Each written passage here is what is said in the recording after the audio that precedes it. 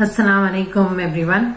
So today I have a very important thing to talk about and that is how you can benefit your dead. जो लोग गुजर चुके हैं, हो सकता है रिसेंटली गए हो सकता है साल भर हुआ हो, a few months, a few years, alright. So how can you benefit the people who you loved? तो मौत जो है वो बोल के तो नहीं आती है. It comes very suddenly, sometimes the person is sick. बीमारी से हो जाता है इंतकाल एंड XYZ जो भी रीजंस होते हैं, वो तो अल्लाह ने इतना रहम किया है कि हमको एक बहाना देते हैं अल्लाह कि ये रीजन से मौत हो गया है. वरना अगर अल्लाह चाहे तो उस इंसान को डायरेक्ट मौत दे सकते हैं बैठे बैठे, लेकिन अल्लाह ने इतना रहम खाया हम पे कि हमको अल्लाह एक रीजन देते हैं कि अच्छा इस रीजन से हो गया, उस रीजन से हो गया, जबकि उस इंसान का वक्त आ चुका होता है and that is the time he has to go. But still Allah being all merciful, Allah जो है हमको ऐसा रीजंस देते हैं कि हम ये चीजों पे ब्लेम कर सकते हैं.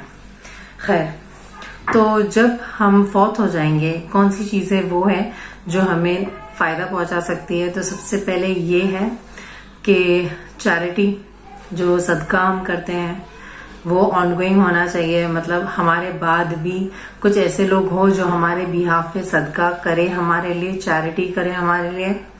फिर बेनिफिशियल नॉलेज जो हम बांट रहे हैं दूसरों को, जो चीजें हम दीन के लिहाज से, आखिरत के लिहाज से हम बांट रहे हैं, वो उन चीजों को बेनिफिट करेगी. तो मरने के बाद, क्योंकि अब वो ऑनगोइंग प्रोसेस है, knowledge just get spread everywhere, वो शेयर होता है, तो उससे हमको कब्र में फायदा पहुंचेगा. Third, a righteous child. आपकी औलाद अगर आपके मरने के बाद आपके लिए दुआ करती है, मगफिरत की दुआएं करती है, तो वो भी फायदा पहुंचता है. Then this is a sound हदीस ऑफ त्रिमिदी.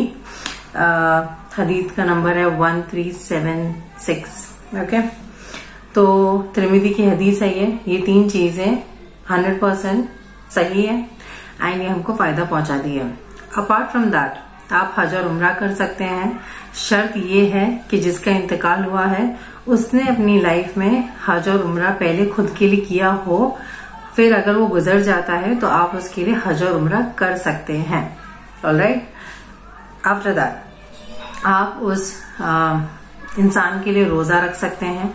अगर उनके कुछ रोजे पेंडिंग थे तो you can fast on their behalf. Alright, तो जो गुजर चुके हैं हम उनके लिए चैरिटी कर सकते हैं, उनका एक नेक औलाद उनके लिए दुआ कर सकती है एंड देन हज और उम्रा कर सकते हैं, रोजा रख सकते हैं और उनके लिए कुर्बानी भी कर सकते हैं. ओके, उनका एक हिस्सा हम रख सकते हैं कि इनके बिहाफ पे ये कुर्बानी हो रही है. Even that we can do. So ये सारी चीजें हम कर सकते हैं वो लोगों के लिए जो गुजर चुके हैं.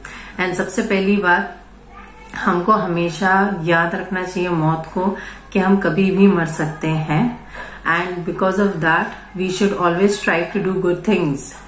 Alright, what I mean to say is कि जो मर चुके हैं उनको मत भूलो, क्योंकि वो बस इंतजार कर रहे हैं कि कब कोई हमें याद करे, हमारे लिए दुआ करे, हमारी बिहाफ पे चैरिटी करे, क्योंकि आखिरत की life is very difficult. Alright, we have not gone there, लेकिन हमें पता है कि मशक्कत वाला सिनेरियो है वहां पे. तो उसके लिए हम जो गुजर चुके हैं उनके लिए हम करेंगे तो इंशाल्लाह अल्लाह किसी के दिल में रहम डालेगा जो हमारे लिए भी कुछ करे हमारे गुजर जाने के बाद.